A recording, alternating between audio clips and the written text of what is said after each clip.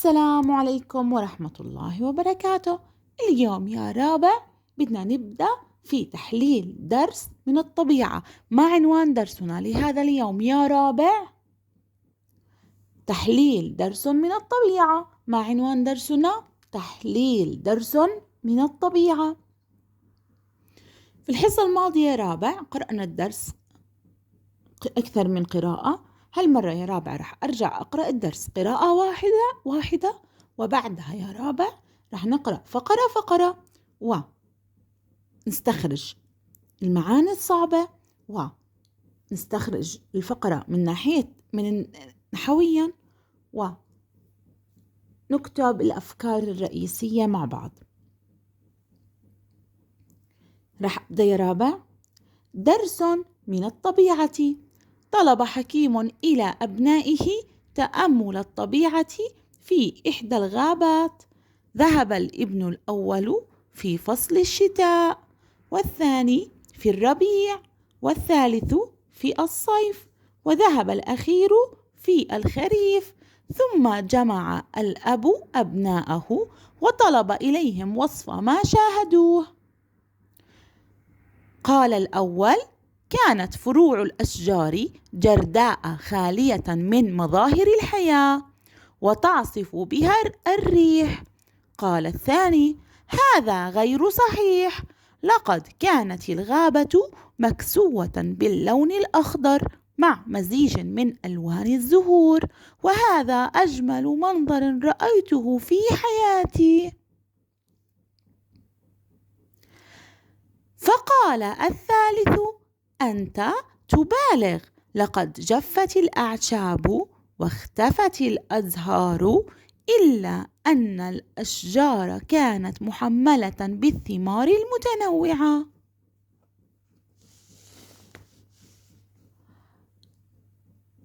قال الرابع: ما الذي تقوله؟ بل كانت الأشجار باهتة اللون وخالية من الثمار، وأوراقها الصفراء تغطي أرض الغابة.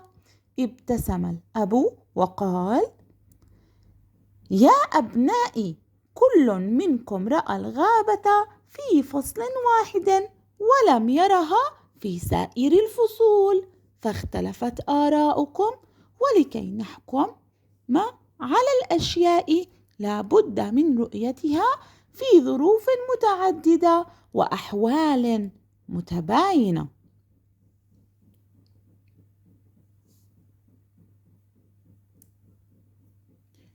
هيك يا رابع قرأنا الدرس مرة أخرى.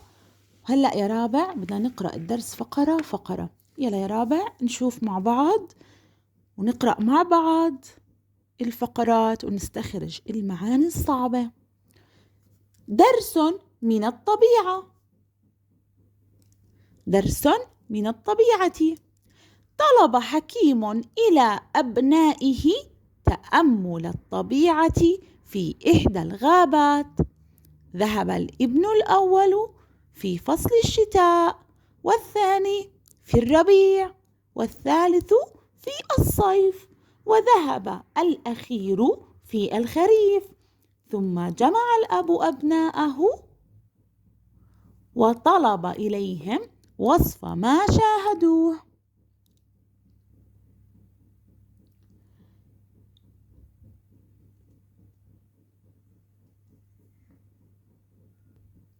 طيب يا رابع، طلب حكيم.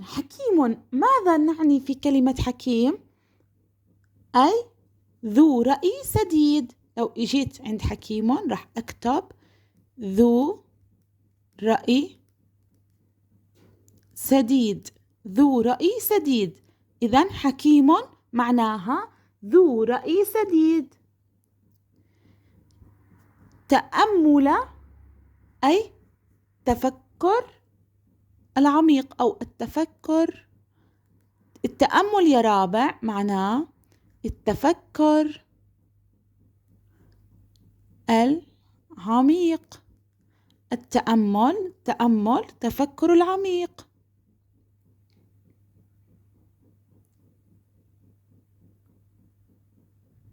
طلب حكيم إلى أبنائه تأمل الطبيعة في إحدى الغابات. ذهب الابن الأول في فصل الشتاء، ما في عنا ولا معنى صعب لغاية الآن، والثاني في الربيع، والثالث في الصيف، وذهب الأخير في الخريف. ثم جمع الأب أبناءه وطلب إليهم وصف ما شاهدوه.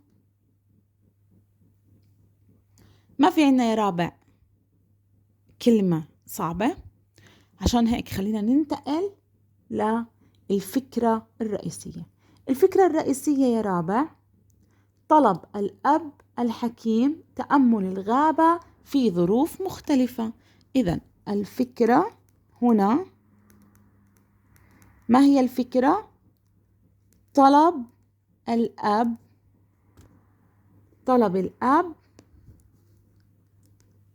الحكيم، طلب الأب الحكيم تأمل الغابة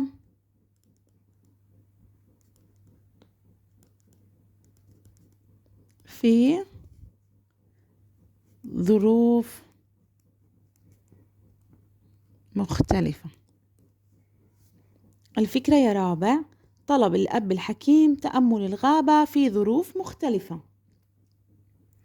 طيب لو إجينا يا رابع للفقرة نحويا، طلب فعل ماضي، طلب فعل ماضي.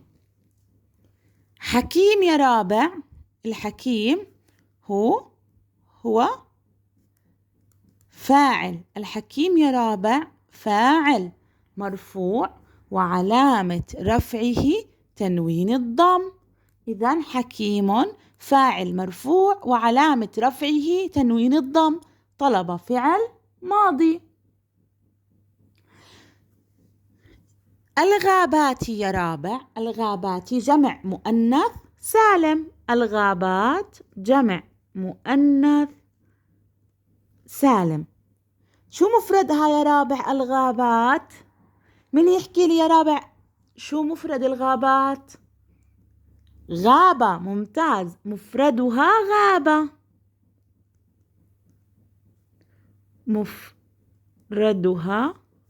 مفردها غابة.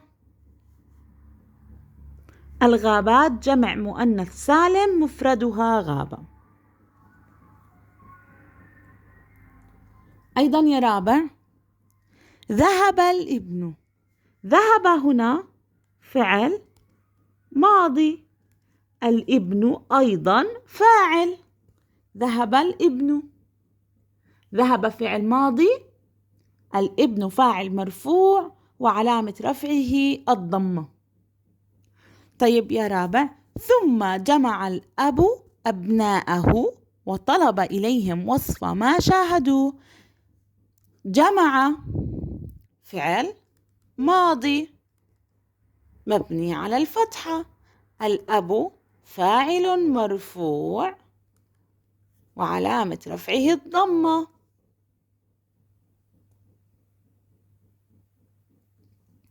طيب يا رابع ننتقل إلى الفقرة الثانية. الفقرة الثانية يا رابع: قال الأول: كانت فروع الأشجار جرداء خالية من مظاهر الحياة وتعصف بها الريح. قال الثاني: هذا غير صحيح، لقد كانت الغابة مكسوة باللون الأخضر مع مزيج من ألوان الزهور، وهذا أجمل منظر رأيته في حياتي.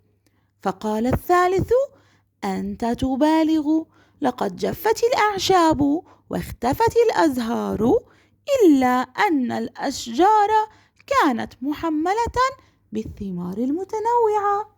قال الرابع: ما الذي تقوله؟ بل كانت الأشجار باهتة اللون وخالية من الثمار، وأوراقها الصفراء تغطي أرض الغابة. طيب يا رابع، هاي رح أعتبرها فقرة واحدة من عند قال الأول لحد أرض الغابة. هاي يا رابع رح أعتبرها الفقرة الثانية. هلأ في هاي الفقرة يا رابع بدنا نتعرف على المعاني. قال الأول: كانت فروع الأشجار جرداء. يا رابع، ماذا نقصد بكلمة جرداء؟ جرداء، ماذا نقصد بكلمة جرداء؟ خالية. جرداء معناها خالية. جرداء معناها خالية. من مظاهر الحياة. مظاهر يا رابع معناها أشكال الحياة. من مظاهر الحياة أي من أشكال الحياة. وتعصف بها الريح. شو يعني يا رابع تعصف؟ تعني يا رابع تعصف بها الريح يعني اشتد هبوب الريح. اشتد هبوب الريح. تعصف بها الريح. اشتد هبوب الريح. اشتد هبوب الريح. اشتد هبوب الريح. قال الثاني: هذا غير صحيح. لقد كانت الغابة مكسوة باللون الأخضر. مكسوة باللون الأخضر. شو يعني يا رابع مكسوة؟ شو يعني يا رابع مكسوة؟ مكسوة يا رابع، مكسوة يا رابع مغطاة. معنى يا رابع مكسوة مغطاة باللون الأخضر. أيضا يا رابع مع مزيج من ألوان الزهور. وهذا أجمل منظر رأيته في حياتي. ما في يا رابع يعني كلمات صعبة. فقال الثالث: أنت تبالغ. لقد جفت الأعشاب واختفت الأزهار، إلا أن الأشجار كانت محملة بالثمار المتنوعة.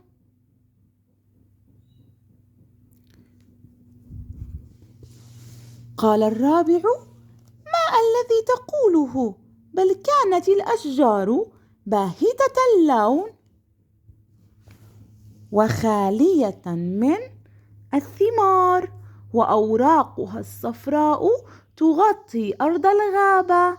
طيب يا رابع، كلمة بل كانت الأشجار باهتة، ماذا نقصد بكلمة باهتة؟ شاحبة. باهتة شاحبة. باهتة يا رابع شاحبة. وأوراقها الصفراء تغطي أرض الغابة.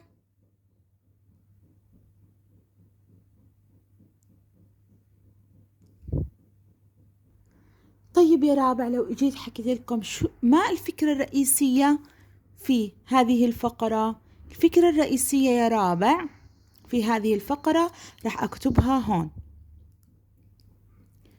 الفكرة الثانية، أي الفقرة الثانية. الفكرة يا رابع بنلاحظ إنه الفقرة كانت تحكي عن إطلاق الأبناء أحكامهم على الغابة، كل حسب الذي رآه. أو بحكي الأبناء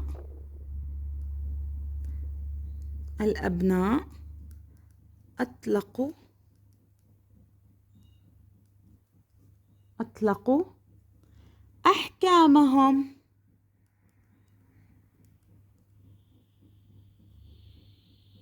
على الغابة،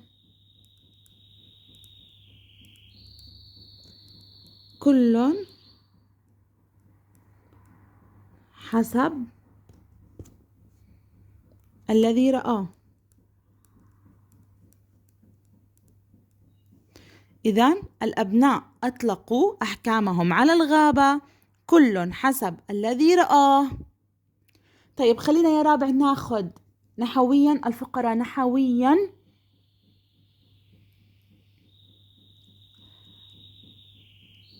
قال الأول، قال هنا يا رابع فعل ماضي، قال الأول، قال هنا فعل ماضي، قال فعل ماضي،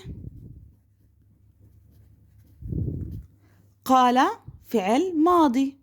الأول فاعل مرفوع وعلامة رفعه ماذا يا رابع؟ الضمة، فاعل مرفوع وعلامة رفعه الضمة. كانت يا رابع فعل ماضي ناقص، فعل ماضي ناقص. فروع الأشجار، فروع يا رابع هنا جمع تكسير، فروع جمع تكسير، فروع يا رابع جمع تكسير، فروع جمع تكسير. الأشجار جرداء خالية من مظاهر الحياة، مظاهر جمع تكسير، مظاهر جمع تكسير، مظاهر يا رابع هنا جمع تكسير. تعصف فعل مضارع، تعصف فعل مضارع، تعصف فعل مضارع. هذا يا رابع اسم إشارة، هذا اسم إشارة، اسم إشارة، هذا يا رابع اسم إشارة. باللون حرف جر، اللون اسم مجرور، اللون اسم مجرور. أيضا يا رابع هنا مزيج من ألوان، ألوان هناك أيضا جمع تكسير، ألوان جمع تكسير.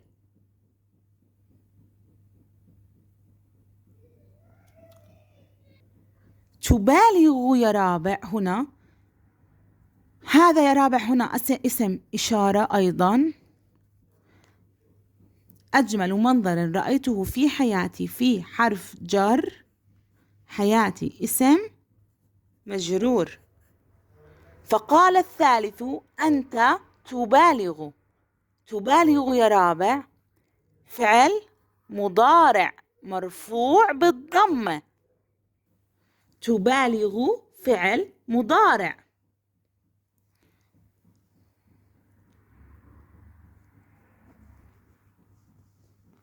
بالثمار يا رابع حرف جر، حرف جر، والثمار اسم مجرور،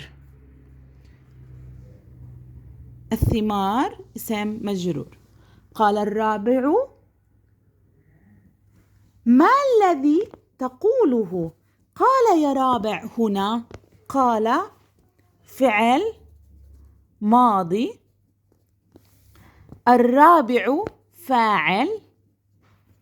طيب يا رابع ما الذي تقوله؟ ما الذي تقوله هنا يا رابع ماذا؟ هنا يا رابع ما الذي تقوله جملة استفهامية، جملة استفهامية. ما الذي تقوله هنا يا رابع جملة استفهامية. ما الذي تقوله؟ ما الذي تقوله جملة استفهامية. طيب يا رابع الذي هنا اسم موصول، الذي اسم موصول. حكينا يا رابع الذي من الأسماء الموصولة، ما الذي تقوله؟ هنا جملة ما الذي تقوله كلها مع بعض يا رابع، جملة استفهامية، والذي اسم موصول.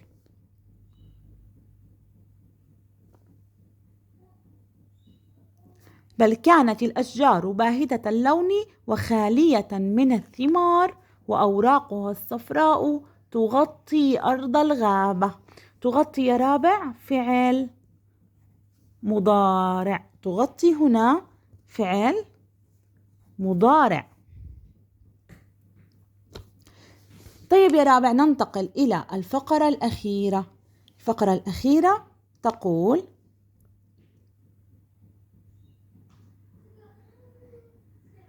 ابتسم الأب وقال: يا أبنائي، كل منكم رأى الغابة في فصل واحد ولم يرها في سائر الفصول، فاختلفت آراؤكم، ولكي نحكم على الأشياء لا بد من رؤيتها في ظروف متعددة وأحوال متباينة. هنا يا رابع رح نقرأ المعاني، رح نعرف إذا كان في عنا معنى صعب. هلأ يا رابع، ابتسم الأب وقال: يا أبنائي، كلمات سهلة. كل منكم رأى الغابة في فصل واحد ولم يرها في سائر الفصول. في سائر الفصول يا رابع، كلمة سائر أي مختلف الفصول أو باقي الفصول. فاختلفت آراؤكم، ولكي نحكم على الأشياء لا بد من رؤيتها في ظروف متعددة. ظروف يا رابع تأتي بمعنى أيضا أحوال، وأحوال متباينة يا رابع نقصد بها مختلفة. متباينة مختلفة. ابتسم فعل، ابتسم يا رابع فعل ماضي، ابتسم فعل ماضي، ابتسم فعل ماضي. الأب فاعل مرفوع وعلامة رفعه الضمة. طيب يا رابع، هنا يا أبنائي، لما أي جملة يا رابع تبدأ بكلمة يا أبنائي، أو مثلا يا محمد أو يا علي يا أحمد، لما أي جملة يا رابع تبدأ في يا، معناته هو أسلوب ماذا؟ أسلوب نداء. يا أبنائي أسلوب نداء. نلاحظ أن هنا أسلوب نداء. يا أبنائي أسلوب نداء يا رابع. كل منكم رأى يا رابع فعل ماضي. في فصل الغابة في فصل واحد ولم يرها. لم يا رابع هنا حرف جزم. في سائر الفصول، في يا رابع هنا حرف جر، سائر اسم مجرور.